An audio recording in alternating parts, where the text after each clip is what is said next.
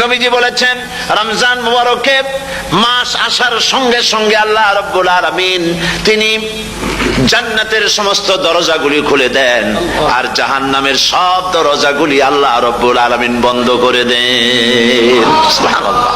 আর শয়তানকে শৃঙ্খল দিয়ে বেঁধে ফেলা হয়, শিকল দিয়ে শয়তানরে বাঁধা হয়ে যায়।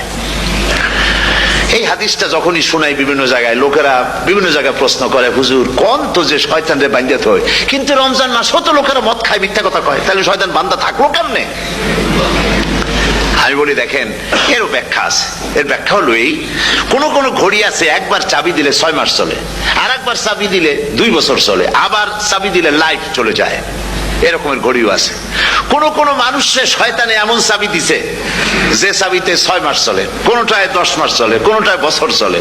রোজার মাসেও যারা গুনাহ করে শয়তানে এমন চাবি দিছে যে রোজার মাসেও বন্ধ হচ্ছে না।